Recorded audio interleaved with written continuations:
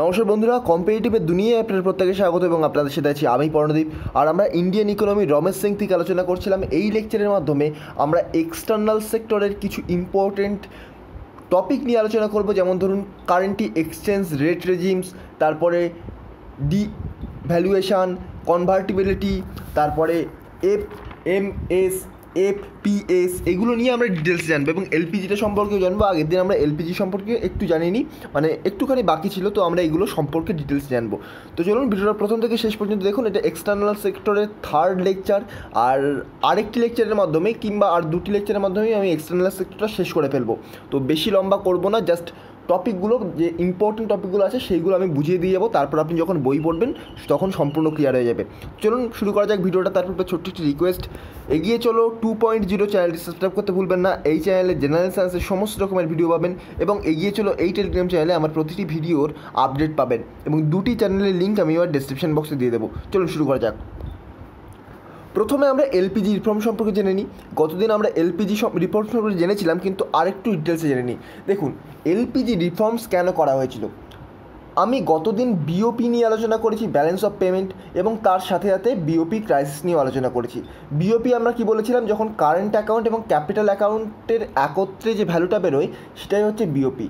Current account আমাদের দেখা গেছে যে মাইনাস থাকে এবং ক্যাপিটাল অ্যাকাউন্টের ভ্যালু দেখা গেছে আমাদের প্লাস থাকে। তো ব্যালেন্স অফ পেমেন্ট যখন আমরা বার করি তখন দেখি যে টোটাল যে নেট ভ্যালু সেটা কিন্তু সারপ্লাস থাকে বা প্লাস থাকে। তার কারণ হচ্ছে কারেন্ট অ্যাকাউন্টে যতটা মাইনাস থাকে ক্যাপিটাল অ্যাকাউন্টে তার থেকে বেশি পরিমাণে প্লাস থাকে। আর বিওপি ক্রাইসিস কি, কারেন্ট অ্যাকাউন্ট মাইনাস থেকে ক্যাপিটাল অ্যাকাউন্ট প্লাস থাকে এবং তার ফলে কিন্তু আমাদের যে নেট ভ্যালুটা যে সারপ্লাস ভ্যালু বেরোয় সেটা কিন্তু আমাদের ফরেন এক্সচেঞ্জ রিজার্ভে গিয়ে জমা হয়। কিন্তু যখন দেখা যায় যে কারেন্ট অ্যাকাউন্ট মাইনাস থাকছে কিন্তু তার সাথে সাথে ক্যাপিটাল অ্যাকাউন্টও মাইনাস হয়ে যাচ্ছে, ক্যাপিটাল অ্যাকাউন্ট মাইনাস মানে এফডিআই খুব কম, অর্থাৎ ফরেন ডিরেক্ট ইনভেস্টমেন্ট কম, অন্যান্য দেশ ভারতে ইনভেস্টমেন্ট কম করছে। যেমন বর্তমানে রিসেন্টলি কারেন্ট অ্যাফেয়ার্সে আমি গতদিন আলোচনা করলাম 9% ড্রপ করে গেছে এফডিআই, ভারতের এফডিআই 9% ড্রপ করে গেছে। কতটা খারাপ অবস্থা বুঝতে পারছেন কোভিডের জন্য। তারপর বিভিন্ন লোন ভারত কম পাচ্ছে, তার ফলে কিন্তু ক্যাপিটাল অ্যাকাউন্টটাও মাইনাস হয়ে যায়। তার ফলে যখন কারেন্ট অ্যাকাউন্ট মাইনাস ছিল ক্যাপিটাল অ্যাকাউন্ট প্লাস ছিল তখন তো ফরেন এক্সচেঞ্জ রিজার্ভে গিয়ে জমা হচ্ছিল সারপ্লাসটা। কিন্তু যখন কারেন্ট অ্যাকাউন্টও মাইনাস থাকবে তার সাথে ক্যাপিটাল অ্যাকাউন্টও মাইনাস হয়ে যাচ্ছে, তখন তো আর ফরেন এক্সচেঞ্জ রিজার্ভে গিয়ে জমা হতে পারবে না সারপ্লাসটা। তখন ফরেন এক্সচেঞ্জ রিজার্ভ ধীরে ধীরে জিরোতে চলে আসবে, অর্থাৎ কোনো রকম ফরেন এক্সচেঞ্জ রিজার্ভ থাকবে না, ভারতের কাছে ডলার কমে যাবে। তার ফলে বাইরের থেকে তেল কিনতে পারবে না, পেট্রোলিয়াম কিনতে পারবে না, অন্যান্য সামগ্রী অন্যান্য গুডস কিনতে পারবে না বাইরে থেকে ইন্ডিয়া, কোনো রকম ইম্পোর্ট করতে পারবে না ঠিক মতো। তো 1991 সালেও ঠিক একই প্রবলেম হয়েছিল। তখন আমাদের ফিনান্স মিনিস্টার ছিলেন ডক্টর মনমোহন সিং, খুবই একজন বড় মাপের ইকোনমিস্ট। তিনি ছিলেন আমাদের ফিনান্স মিনিস্টার এবং তিনি তখন আইএমএফের কাছে, ইন্টারন্যাশনাল মনিটারি ফান্ডের কাছে লোন চান এবং আইএমএফ কিন্তু আমাদেরকে অবশ্যই সাহায্য করেছিল। আর এই যে কন্ডিশন থেকে বেরোনোর জন্য, এই যে বিওপি ক্রাইসিস হয়েছিল, এই বিওপি ক্রাইসিস থেকে বেরোনোর জন্য তিনি তিনটে নাম্বার বলতে পারেন, তিনটে কোড দেন। কোডটার নাম হচ্ছে এলপিজি রিফর্মস এবং নতুন একটি স্কিম চালু করেন এলপিজি রিফর্মস। তো এলপিজি রিফর্মসের মধ্যে এখানে এলপিজির অর্থ লিকুইফাইড পেট্রোলিয়াম গ্যাস নয়, এখানে এলপিজির অর্থ হলো এল এ লিবারালাইজেশন, পিতে প্রাইভেটাইজেশন এবং জিতে গ্লোবালাইজেশন। অর্থাৎ কোনো মার্কেটকে স্বাধীন করুন, অর্থাৎ সরকারের প্রভাবমুক্ত করুন। কোনো মার্কেটে যেন সর্বদাই যেন কোনো গভর্নমেন্ট বা কোনো সরকার বা আরবিআই যেন প্রভাব বিস্তার না করে থাকে, এটা হচ্ছে লিবারালাইজেশন। পিতে প্রাইভেটাইজেশন, যতগুলো গভর্নমেন্ট যত সেক্টরগুলো আছে কিছু কিছু সেক্টরকে দরকার অনুযায়ী প্রাইভেটাইজেশন করতে হবে। আর গ্লোবালাইজেশন অর্থাৎ বিদেশে এক্সপোর্ট বাড়ানোর জন্য, আমাদের এক্সপোর্ট বাড়ানোর জন্য, এই দেখুন এক্সপোর্টেই তো যত লাভ হয়, কারণ এক্সপোর্টের ফলেই তো কিন্তু আমাদের বিদেশি মুদ্রা আমাদের দেশে আসে। তো সেই এক্সপোর্ট বাড়ানোর জন্য প্রত্যেকটা দেশের সাথে আমাদের রিলেশন ভালো করতে হবে এবং গ্লোবালাইজেশন করতে হবে মার্কেটটাকে। তো এই হচ্ছে এলপিজি, এই যে ডিউরিং বিওপি ক্রাইসিস 1991। পরীক্ষায় কোশ্চেন আসে যে 1991 সালে ভারতের ফিনান্স মিনিস্টার কে ছিলেন এই যে ক্রাইসিসটা হয়েছিল তখন। তো সঠিক উত্তর কী হবে, ডক্টর মনমোহন সিং। এটা শুধুমাত্র ইউপিএসসি ডব্লিউবিসিএসে নয়, এটা এসএসসি রেলওয়েতেও কিন্তু কোশ্চেন আসে, খুবই ইম্পর্ট্যান্ট। তো এই ছিল এলপিজি রিফর্মস। এরপর আমরা দেখে নেব কারেন্ট এক্সচেঞ্জ রেট রেজিমস, এগুলো কি। তো এইগুলোর অনেক ভাগ রয়েছে, যেমন ধরুন ফিক্সড রেজিমস, ফ্লোটিং, ম্যানেজড, পেগড। তো এগুলো কি, প্রথমে রয়েছে ফিক্সড রেজিমসের অর্থ হলো যেটা আরবিআই ফিক্স করে দেয়। অর্থাৎ ধরুন $1 = 65 টাকা। বর্তমানে ধরুন $1 = 70 থেকে 72 টাকা রয়েছে, আমি এক্সাক্ট আমি বলতে পারবো না, এখন আমি গুগল সার্চ করিনি। তো $1 ধরে নিচ্ছি 70 টাকা। তো এই $1 = 70 টাকা যদি আরবিআই এই এক্সচেঞ্জ রেটটা যদি আরবিআই সেট করে থাকে তাহলে সেটাকে বলা হবে ফিক্সড এক্সচেঞ্জ রেট রেজিমস। আবার ফ্লোটিং এক্সচেঞ্জ রেট রেজিমস কোনটা হবে? যখন মার্কেটের ডিমান্ড অনুযায়ী এক্সচেঞ্জ রেট ফিক্স হয়। দেখুন ধরুন মার্কেটে প্রচুর পরিমাণে ডলার এসে গেছে, মার্কেটে প্রচুর পরিমাণে ডলার এসে গেলে কী হবে? ডলারের ভ্যালু তো কমে যাবে। আবার মার্কেটে প্রচুর পরিমাণে ডলার যখন থাকবে না তখন কী হবে? ডলার তত বেশি স্ট্রং হবে, তত বেশি ডলারের ডিমান্ড হবে। তো এই যে মার্কেটের ডিমান্ড অনুযায়ী যে এক্সচেঞ্জ রেট ফিক্স করা হয় এটাই ফ্লোটিং। আর ম্যানেজ মানে কি?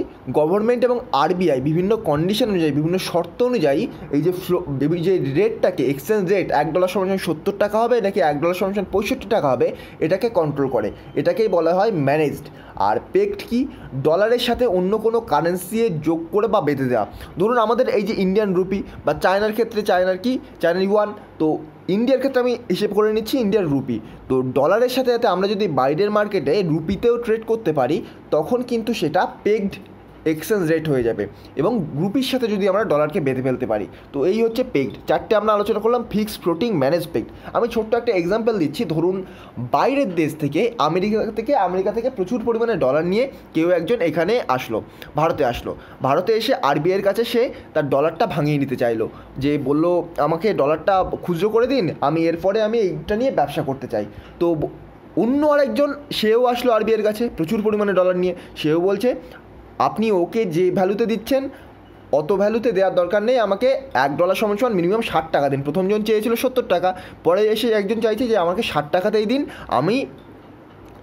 কিন্তু আমাকে আগে দিন, আমার বেশি আগে দরকার ওর থেকে, তো আমাকে আপনি $1 = 60 টাকায় দিন, তাতেই আমি সন্তুষ্ট। এর ফলে কি হচ্ছে? এর ফলে দেখুন ডলারের পরিমাণটা কিন্তু এখানে বেড়ে যাচ্ছে, এবং তার ফলে এখানে ডিমান্ড বেড়ে যাচ্ছে। ডলারের ডিমান্ড বাড়ার ফলে কী হচ্ছে? ডলার এখানে স্ট্রং হয়ে যাচ্ছে। আবার দেখা যাচ্ছে ধরুন ভারতে এই দুজনের মধ্যে কারোরই ব্যবসা ঠিকমতো চললো না। কারোর ব্যবসা ঠিকমতো যখন চললো না তখন কি প্রবলেম হচ্ছে? কারোর ব্যবসা যখন ঠিকমতো চললো না সে তখন বলছে আমার কাছে যা টাকা রয়েছে আরবিআইয়ের কাছে জমা দিয়ে বলছে আমাকে ডলার দিন, আমি এক্সচেঞ্জ করে নিই, আমি আমার দেশে পালিয়ে যাই। তো তখন একজন বলছে যে আমাকে আপনি 70 টাকা আমাকে আপনি 60 টাকা $1 দিন, আমি 60 টাকা দিচ্ছি, আপনি আমাকে $1 দিন। আরেকজন বলছে না, আমার আগে লাগবে, এই ডলারটা আমার আগে লাগবে, আপনি আমার কাছ থেকে 70 টাকা নিন, আপনি আমাকে $1 নিন। দেখুন এখন কিন্তু ডলারের ডিমান্ড কমে যাচ্ছে, তার ফলে ডলারের যে ভ্যালুটা সেটা কিন্তু কমে যাচ্ছে। তো ডিমান্ড বাড়লে ডলার কিন্তু স্ট্রং হবে, এটা বুঝে রাখুন। ছোট্ট এক্সাম্পলের মাধ্যমে আমি বোঝানোর চেষ্টা করলাম, বুঝতে না পারলে আমাকে কমেন্ট বক্সে জানাবেন। এই রিলেটেড আমি ছোট্ট আরেকটা ভিডিও বার করে দেবো 10 থেকে 12 মিনিটে। তবু আমি এই টপিকের মধ্যে যতটা সম্ভব আলোচনা করে দিচ্ছি, কেননা পরীক্ষায় এখান থেকে কোশ্চেন আসে। নেক্সট রয়েছে দেখুন ডিভ্যালুয়েশন কি বলছে? দেখুন when RBI decides the exchange rate of dollar. তো আরবিআই যখন ডলারের ভ্যালু বা এক্সচেঞ্জ রেট নির্ধারণ করে যাতে এক্সপোর্ট সস্তা হয় এবং ইম্পোর্ট কস্টলি হয়ে যায়, তো এর বেসিসে যখন আরবিআই ডলারের ভ্যালু নির্ধারণ করে তখন তাকে বলা হয় ডিভ্যালুয়েশন। তো এবার একটু বলে দিই, যদি ডলারের ভ্যালু কমিয়ে দেওয়া হয়, $1 = বর্তমানে ধরুন 70 টাকা, এবং $1 = এর পরে দুদিন পরে যদি 100 টাকা করে দেওয়া হয়, তার মানে ডলারের ভ্যালু কমে যাচ্ছে। তাহলে কি হবে? ডলারের ভ্যালু যদি কমে যায় তাহলে আমাদের এক্সপোর্ট সস্তা হয়ে যাবে এবং ইম্পোর্ট কিন্তু কস্টলি হয়ে যাবে। এবং কেন হচ্ছে সেটা নিয়ে আমাদের কোশ্চেন আসতে পারে মনে, একটু ভেবে দেখুন। এক্সপোর্ট মানে কি? এক্সপোর্ট মানে আমরা আমাদের সামগ্রী বা গুডস বা সার্ভিস বাইরের ফরেন কান্ট্রিতে পাঠাবো। এবং ইম্পোর্ট মানে কি? ইম্পোর্ট মানে ফরেন কান্ট্রি থেকে গুডস বা সার্ভিস আমাদের নিজের কান্ট্রিতে আনবো। তো এক্সপোর্ট মানে কি? আমরা আমাদের গুডস বা সার্ভিসেস বাইরের কান্ট্রিতে পাঠাচ্ছি, এর ফলে আমরা ফরেন কারেন্সি গেন করছি, আমরা এখান থেকে ডলার গেন করছি, আমাদের কাছে ডলার আসছে। এবং আমরা যখন ইম্পোর্ট করছি তখন আমাদের ডলার দিতে হচ্ছে।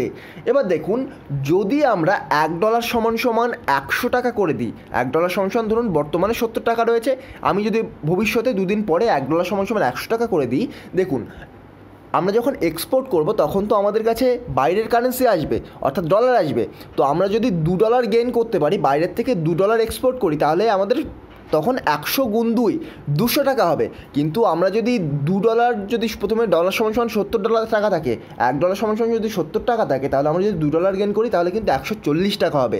কিন্তু আমরা যদি ডলারের ভ্যালু কমিয়ে দিই, তাহলে $1 সমান সমান যদি 100 টাকা হয় তাহলে কিন্তু কী হবে, সরি আমি ভুল বললাম, ডলারের ভ্যালু কমিয়ে দিচ্ছি না, ডলারের ভ্যালু বাড়িয়ে দিচ্ছি এবং টাকার ভ্যালু কমিয়ে দিচ্ছি। তো আমরা যদি ডলারের ভ্যালু বাড়িয়ে দিই, অর্থাৎ $1 সমান সমান 100 টাকা করে দিই, তাহলে কি হচ্ছে, $1 সমান সমান 100 টাকা করে দিলে আমরা যখন এক্সপোর্ট করছি তখন আমরা সেখানে 200 টাকা পাচ্ছি, কিন্তু $1 সমান সমান যখন 70 টাকা হচ্ছে তখন সেটা 140 টাকা পাচ্ছে। আবার ইম্পোর্টের ক্ষেত্রে দেখুন, ইম্পোর্টের ক্ষেত্রে আমাদের ডলার কিন্তু দিয়ে কিনতে হয়, আমরা কিন্তু আমাদের নিজেদের টাকায় কোনো জিনিস ইম্পোর্ট করতে পারি না। তো সেক্ষেত্রে কী হচ্ছে, আমরা যেহেতু ডলার দিচ্ছি বা ফরেন কান্ট্রিতে আমরা যখন ডলার দিয়ে কোনো জিনিস কিনছি, গুডস কিনছি, সার্ভিসেস কিনছি, পেট্রোলিয়াম কিনছি, তখন কী হচ্ছে দেখুন, আমাদের কাছ থেকে তো ডলারটা বেরিয়ে যাচ্ছে। যখন আমাদের $1 সমান সমান 70 টাকা ছিল তখন আমাদের 140 টাকাতেই আমরা 2 ব্যারেল পেট্রোলিয়াম ধরুন কিনতে পারছি। ধরুন 1 ব্যারেল পেট্রোলিয়ামের দাম $1, তাহলে আমরা 2 ব্যারেল পেট্রোলিয়াম আমরা $2 কিনতে পাচ্ছি।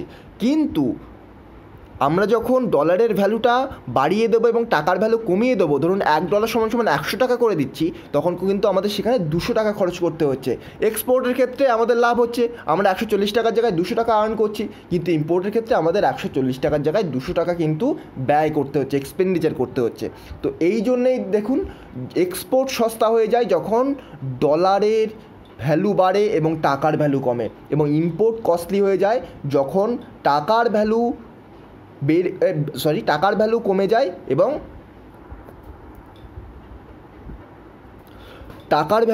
কমে যায় এবং ডলারের ভ্যালু বেড়ে যায়। তো এটা মনে রাখবেন। আরেকবার বলছি, আবার একবার রিপিট করছি, যখন টাকার ভ্যালু কমে যায় এবং ডলারের ভ্যালু বেড়ে যায়, টাকার ভ্যালু কমে যাওয়া মানে ডলারের ভ্যালু বেড়ে যাওয়া, তখন কিন্তু এক্সপোর্ট সস্তা হয়ে যায়, এবং যখন টাকার ভ্যালু কমে যায় এবং ডলারের ভ্যালু বেড়ে যায় তখন ইম্পোর্ট কস্টলি হয়ে যায়। যখন এক্সপোর্ট সস্তা হয় তার মানে ইম্পোর্ট কস্টলি হবে, আর এক্সপোর্ট কখন সস্তা হয়, যখন টাকার ভ্যালু কমে যায়। তো এই ছিল টোটাল কারেন্সি এক্সচেঞ্জ রেজিম। তার সাথে আমি ডিভ্যালুয়েশনটা বলে দিলাম। বলছে দেখুন এখানে, when value of dollar decrease easy export এবং ডলার ইনক্রিজ চিপ এক্সপোর্ট, মনে রাখবেন, ইম্পর্টেন্ট। এবার নেক্সট আমরা যেটা দেখব কনভার্টিবিলিটি, অর্থাৎ কত তাড়াতাড়ি আপনি রুপি থেকে ডলারে কনভার্ট করতে পারেন বা ডলার থেকে রুপিতে কনভার্ট করতে পারেন, সেটাকেই বলা হয় কনভার্টিবিলিটি। এই নিয়ে ডিটেলসে আলোচনা কিছু নাই, জাস্ট এখান থেকে এসএসসিতে এমসিকিউ আসতে পারে, সেই জন্য আমি এটা জাস্ট পয়েন্ট আকারে দিয়ে দিলাম। কনভার্টিবিলিটির অর্থ হলো আপনি রুপি থেকে কত তাড়াতাড়ি সেটাকে আপনার রুপিটাকে ডলারে কনভার্ট করতে পারছেন বা ডলার থেকে রুপিতে কনভার্ট করতে পারছেন। আপনি যদি জাপানে থাকেন তাহলে জাপানের কারেন্সিকে আপনি কত তাড়াতাড়ি ডলারে কনভার্ট করতে পারছেন, ডলার থেকে কত তাড়াতাড়ি জাপানের কারেন্সিতে কনভার্ট করতে পারছেন, এটাই কিন্তু কনভার্টিবিলিটি বলা হয়। নেক্সট রয়েছে foreign trade policy. Foreign trade policy খুব কঠিন নয়, একটু দেখুন এখানে দুটো টার্ম ইম্পর্টেন্ট, FMS এবং FPS। FMS কি, ফোকাস মার্কেট স্কিম। এবার একটু বলি FMS বা ফোকাস মার্কেট স্কিম কাকে বলে। আপনারা প্রত্যেকে SEZ সম্পর্কে জানেন, SEZ সম্পর্কে না জানলে আমার ব্লগ চ্যানেলে গিয়ে ওই SEZ সম্পর্কে ডিটেলসে একটা ব্লগ লেখা রয়েছে, পড়ে নেবেন, অথবা আমি SEZ সম্পর্কে একটু ডিটেল লেকচার এনে দেবো, কোনো রকম প্রবলেম হবে না। আমি সামান্য বলে দিচ্ছি, আপনার প্রোডাকশানের জন্য বা কোনো প্রোডাক্ট তৈরি করার জন্য আর ইকোনমিক্যালি ডেভেলপ করার জন্য কান্ট্রিতে কিছু নির্দিষ্ট এরিয়া থাকে, সেখানে ইনফ্রাস্ট্রাকচার এত ভালো করা থাকে যাতে যে কোনো প্রোডাকশানের খুব সুবিধা হয়। তো সেই সব এরিয়াটাকে স্পেশাল ইকোনমিক জোন বা SEZ বলা হয়। তো এখানে যদি প্রোডাক্ট তৈরি করা হয় মার্কেটকে উদ্দেশ্য করে, যদি মার্কেটের ডিমান্ড অনুযায়ী প্রোডাক্ট তৈরি করা হয়, তখন তাকে বলা হয় FMS বা ফোকাস মার্কেট স্কিম। এবং SEZ-এ প্রোডাক্টকে উদ্দেশ্য করে যদি প্রোডাকশান করা হয় তাহলে FPS, অর্থাৎ ওই যে প্রোডাক্ট, পার্টিকুলার কোনো প্রোডাক্টের ডিমান্ড অনুযায়ী যদি প্রোডাক্ট তৈরি করা হয় SEZ অঞ্চলে, স্পেশাল ইকোনমিক জোন অঞ্চলে, তখন তাকে বলা হয় FPS।